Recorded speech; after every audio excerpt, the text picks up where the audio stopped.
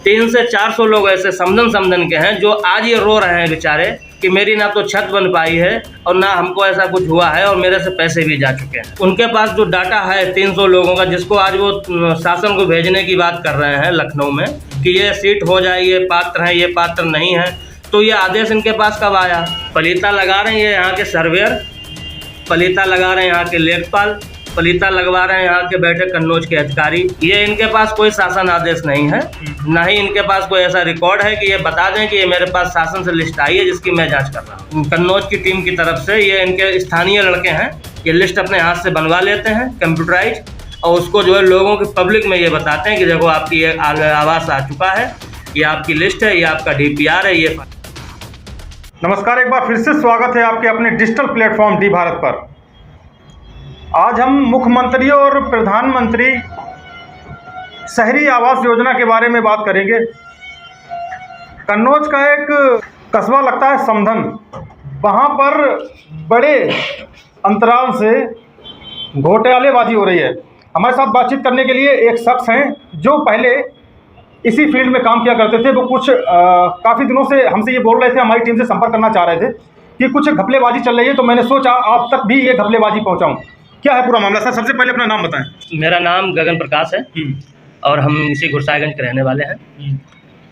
मामला ये है सर कि जो प्रधानमंत्री शहरी योजना चल रही है भारत सरकार से, जो एक एजेंसी है स्नो फाउंटेन और डूडा जो मिलकर के DPR बनाते हैं, इसमें समधन कस्बा में हमारी जानकारी में जो आया है कि जैसे जिन जिन लोगों का DPR में नाम है या जिन जिन लोगों का DPR में नाम नहीं है, DPR हम उसको बोलते हैं सैंक्शन सीट, जो भारत सरकार की तरफ से जो मंजूर डाटा जिसको हम लोग बोल देते हैं, उसमें घपलेबाजी का मामला सामने आया है। कई लोगों ने क्या मिलकर काम किया है, जो सर्वेयर लगाए गए हैं PO डूडा की तरफ से, बहुत सारे लड़के काम कर रहे हैं यहाँ पे। उनका ये क्लियर नहीं है कि वो लड़का सिस्टम में है कोई या नहीं है। पहले तो ये PO डूडा ये बताया करते थे कि जो आदेश जियो का सरकार की तरफ से आया है, वो ये कह रहे हैं कि बगैर टेक्निकल का लड़का या बगैर टेक्निकल का कोई भी शख्स इस योजना में काम नहीं कर सकता है। जो टेक्निकल है वही काम करेगा, जैसे इंजीनियर वगैरह है या कोई सिविल डिग्री से है। इसमें हमारे यहाँ जो लड़के काम कर रहे हैं, पहले तो ये हमें बताएं कन्नौज वाले या लखनऊ वाले कि यहाँ पे किनको मतलब भेजा गया है वहाँ से या किनको नहीं भेजा गया है, सिस्टम में कोई है या नहीं है, टेक्निकल कौन है या नॉन टेक्निकल कौन है, ये क्लियर करें। जो टेक्निकल काम करेंगे या नॉन टेक्निकल काम करेंगे, पहली चीज़। दूसरी चीज़ यह है कि जो DPR हम लोग बनाते हैं, जो लिस्ट ये लोग बना के ले जाते हैं लड़के, उसमें हमारे समधन में अभी 296 पे काम हुआ जो सरकार की तरफ से आया था।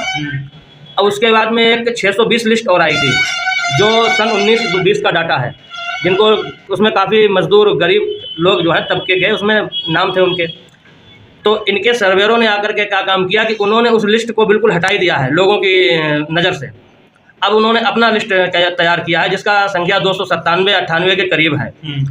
वो अपने सिस्टम से बनाए हैं और उनका जो है स्वयं जांच कर लिए हैं मिलके। इसमें लेखपाल भी हैं दो एक, वो तो ये लड़के ही बता पाएंगे कौन है कौन नहीं है। जो जांच करने आते हैं, घरों घरों में जाते हैं, जिसे कॉलोनी की आवश्यकता है, आवास की आवश्यकता है। जी, जिनको आवश्यकता है या जिनको आवश्यकता नहीं है, वो दोनों के यहाँ जाकर के उन्होंने क्या रिपोर्ट लगाई है। अच्छा, उनके पास जो डाटा है 300 लोगों का, जिसको आज वो शासन को भेजने की बात कर रहे हैं लखनऊ में कि ये सीट हो जाए, ये पात्र हैं, ये पात्र नहीं है, तो ये आदेश इनके पास कब आया? भाई इसका आदेश भी तो शासन से हो कि हमने ये आदेश है, मैं इसका जो है जांच करने के लिए मेरे को SDM साहब ने बोला है या DM साहब ने बोला है या PO डूडा ने स्वयं बोला है कि जाइए आप जाँच करके पात्र दीजिए। तो उसमें क्या हुआ है ना सर कि मुझे ये जानकारी मिल रही है कि 5-5 हज़ार रुपये प्रति लाभार्थी से, या 3,000 रुपये या 2,000 रुपये, जो भी इनसे लिया जा लाभार्थियों से लिया गया है, जो गैर कानूनी है। ये जानकारी हमको आज से 3-4 दिन पहले। पैसा किन्होंने लिया है, किन से लिया है और क्यों लिया है? ये पैसा लेखपाल के पास गया है, जैसा कि लाभार्थी बता रहे हो, लाभार्थी से पैसा लिया गया। आरोप लगा रहे हैं? आरोप मैं लगा रहा हूँ, लाभार्थी भी वहाँ कह रहे हैं टाउन में कि मेरे से पैसा लिया गया है। तो वो चीज़ जो है मेरे संज्ञान में आई है और मैं इसके खिलाफ हूँ। लगभग ऐसे कितने लोग हैं जिनसे पैसा लिया गया है, उनका जो है आवास अभी तक जो है लिस्ट में नाम नहीं है? ऐसे सर हमारे ख्याल सैकड़ों की संख्या में हो जाएंगे। समधन में सिर्फ? समधन, केवल समधन की मैं बात अभी कर रहा हूँ। अभी मैं गुरसाईगंज अदर क्षेत्र की बात नहीं आपको बता रहा हूँ, क्योंकि हम ज़्यादा बताएंगे हो सकता है कि वो हम पर कोई, आप समझ रहे हैं ना, कुछ दबाव या किसी प्रकार का कोई। तो मैं जैसे आप पूछेंगे तो मैं बताऊँगा, या DM साहब पूछेंगे तो मैं बता दूँगा, ऐसा कुछ नहीं है, जानकारी है मैं बता दूँगा। 300 से 400 लोग ऐसे समधन के हैं जो आज ये रो रहे हैं बेचारे कि मेरी ना तो छत बन पाई है और ना हमको ऐसा कुछ हुआ है और मेरे से पैसे भी जा चुके हैं। ऐसे में सैकड़ों की संख्या में आपको समधन में मिलेंगे। जो मैं बोल रहा हूँ वो आपके लोग वहाँ बता देंगे, ये मैं नहीं बोल रहा हूँ, ये वहाँ के लोग बोल रहे हैं। ये तो इतने बड़े अंतराल से जो है घपलेबाजी चल रही है, लेकिन शासन का तो आदेश है, अगर ऐसा कोई शिकायत मिलती है, ऐसा कुछ होता है तो तुरंत एक्शन है उस पर।